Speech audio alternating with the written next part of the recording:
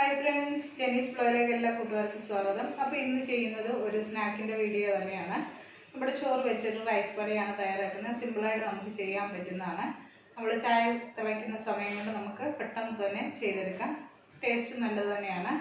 അപ്പോൾ അതെങ്ങനെയാണ് തയ്യാറാക്കുന്നതെന്നാണ് ഇന്നത്തെ വീഡിയോയിൽ കാണിക്കുന്നത്. അപ്പോൾ എപ്പോഴും പറയുന്നതിട്ട് നിങ്ങൾ ആദ്യമായിട്ടാണ് എൻ്റെ ചാനൽ കാണുന്നതെങ്കിൽ ഒന്ന് സബ്സ്ക്രൈബ് ചെയ്ത് സപ്പോർട്ട് ചെയ്യാൻ മറക്കല്ലേ. കൂടെ വരുന്ന ബെല്ലൈക്കൺ ഒന്ന് എനേബിൾ ചെയ്ത് വെച്ചാൽ ഫ്യൂച്ചറിൽ ഞാനിടുന്ന വീഡിയോസിൻ്റെയൊക്കെ നോട്ടിഫിക്കേഷൻ നിങ്ങൾക്ക് ലഭിക്കും. അപ്പോൾ നമുക്ക് വീഡിയോയിലേക്ക് പോകാം. അപ്പോൾ ഇതിനു വേണ്ടി ആവശ്യമുള്ള സാധനങ്ങൾ എന്തൊക്കെയാണെന്ന് നോക്കാം. ഞാനിവിടെ 1.5 തവി ചോറ് എടുത്തിട്ടുണ്ട്. നമുക്കൊരു 7-8 വട കിട്ടുന്ന രീതിയിലാണ് ഞാൻ എടുത്തിരിക്കുന്നത്.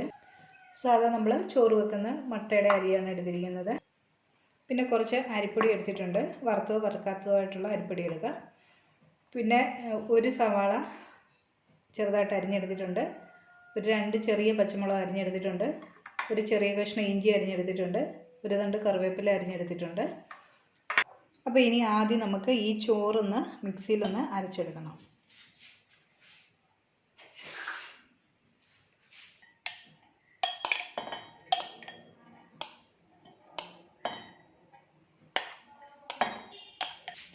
ഇനി ഈ ചോറൊന്ന് നന്നായിട്ടൊന്ന് അരഞ്ഞ് കിട്ടാൻ വേണ്ടി ഞാനിവിടെ ഒരു 3-4 ടേബിൾ സ്പൂൺ അളവിൽ വെള്ളം ഒഴിച്ചു കൊടുക്കുന്നുണ്ട്. ഒത്തിരി വെള്ളം ചേർത്ത് കൊടുക്കരുത്. ചോറ് പിന്നെ നമ്മൾ ഒത്തിരി അരിപ്പൊടി ചേർത്ത് കൊടുക്കേണ്ടി വരും.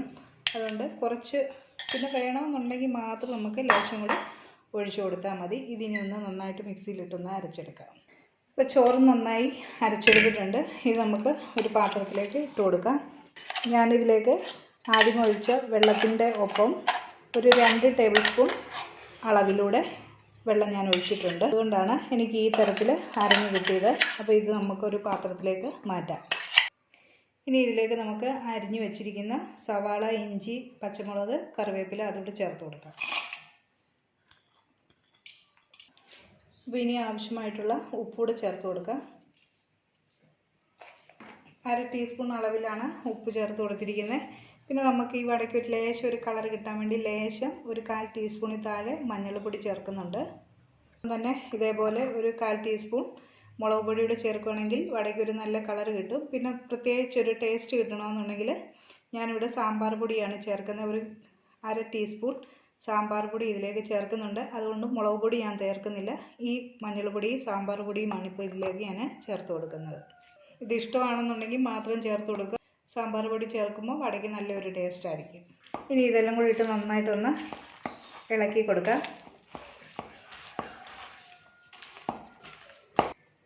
അപ്പോൾ ഇനി എടുത്തു വെച്ചിരിക്കുന്ന അരിപ്പൊടി കുറേശ്ശെ ഇതിലേക്ക് ചേർത്ത് കൊടുക്കുക. ഞാനിവിടെ 1 കപ്പ് അരിപ്പൊടി എടുത്തിട്ടുണ്ട്. നമുക്ക് ഇത്ര ആവശ്യം വരികയില്ല. ഇതിൻ്റെ ആ വടയുടെ ഒരു പരുവത്തിനനുസരിച്ച് നമുക്ക് ചേർത്ത് കൊടുത്താൽ മതി.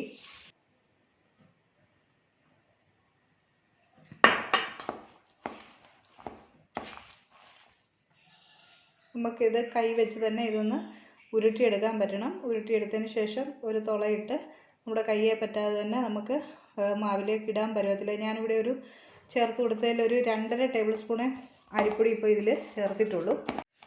അപ്പോൾ ഇവിടെ മാവ് റെഡിയായിട്ടുണ്ട്. അപ്പോൾ ഇതിന് നമുക്കൊരു അരമണിക്കൂർ നേരത്തേക്കൊന്ന് റെസ്റ്റ് ചെയ്യാൻ വേണ്ടി വെക്കാം. ആ സമയത്തേക്കാകുമ്പോൾ മാവ് നന്നായിട്ടൊന്ന് മയം വരും. അതിനുശേഷം നമുക്ക് എണ്ണ ചൂടാക്കി ഫ്രൈ ചെയ്തെടുക്കാം. അപ്പോൾ നമ്മൾ ഇത് തയ്യാറാക്കി വെച്ചിട്ട് ഒരു അരമണിക്കൂറോളം ആകാറായിട്ടുണ്ട്. അപ്പോൾ എണ്ണയ്ക്കകത്ത് ഫ്രൈ ചെയ്യാൻ പാകത്തിൽ വടയൊന്ന് ഉരുട്ടിയെടുക്കാം. അതിനുവേണ്ടി കയ്യെ ഞാൻ നന്നായിട്ട് വെള്ളം പുരട്ടിയിട്ടുണ്ട്. ഒന്നിൽ നമുക്ക് എത്രയാണോ നമുക്ക് വടയുടെ വലിപ്പം ആവശ്യമുള്ള അത്രയും മാവ് എടുത്തതിന് ശേഷം ഈ കൈ വെച്ച് നന്നായിട്ടൊന്ന് ഷേപ്പാക്കിയെടുക്കാം.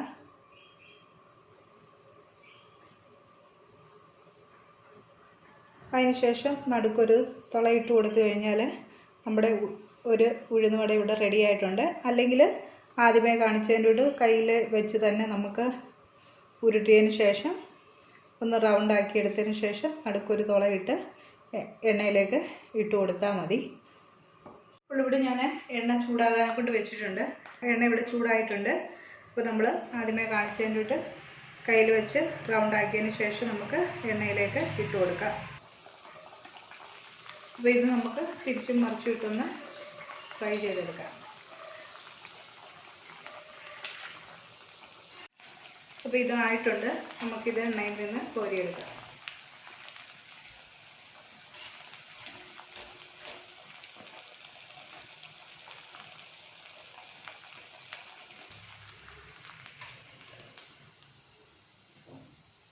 ഇതേപോലെ നമുക്ക് ബാക്കിയിരിക്കുന്നതും ചെയ്തെടുക്കാം. അപ്പോൾ ഞാനിവിടെ വടയെല്ലാം ഫ്രൈ ചെയ്തെടുത്തിട്ടുണ്ട്. അതിൻ്റെ കൂടെ ഞാൻ തേങ്ങാ ചട്നിയാണ് വെച്ചിരിക്കുന്നത്. അതിൻ്റെ കൂടെ വേണമെങ്കിൽ കുട്ടികൾക്കൊക്കെ ആണെന്നുണ്ടെങ്കിൽ സീഡ്സ് ഇഷ്ടമുണ്ടെന്നുണ്ടെങ്കിൽ ടൊമാറ്റോ കെച്ചപ്പ് കൂടെ വെക്കാം. നല്ല ക്രിസ്പി ആയിട്ടുള്ള നമ്മുടെ ചോറ് വെച്ചിട്ടുള്ള വട ഇവിടെ റെഡി ആയിട്ടുണ്ട്. ഇപ്പോൾ 4 മണിക്കത്തെ ചായയുടെ കൂടെ കഴിക്കാൻ പറ്റുന്ന നല്ലൊരു വടയാണിത്. നല്ല ടേസ്റ്റാണ്. സാമ്പാർ പൊടിയുടെ ചേർക്കുന്നതിന് പ്രത്യേക ഒരു ടേസ്റ്റാണ്. അപ്പോൾ എല്ലാവരും ഇതൊന്ന് ട്രൈ ചെയ്ത് നോക്കണം. വീഡിയോ നിങ്ങൾക്ക് ഇഷ്ടമാവുകയാണെന്നുണ്ടെങ്കിൽ ഒന്ന് ലൈക്ക് ചെയ്യാനും ഷെയർ ചെയ്യാനും, ചാനൽ നിങ്ങൾ ആദ്യമായിട്ടാണ് കാണുന്നെങ്കിൽ ഒന്ന് സബ്സ്ക്രൈബ് ചെയ്ത് സപ്പോർട്ട് ചെയ്യാനും മറക്കല്ലേ. വേറൊരു വീഡിയോയുമായി കാണും വരെ എല്ലാവർക്കും ഒരു നല്ല ദിവസം ആശംസിക്കുന്നു. Thank you.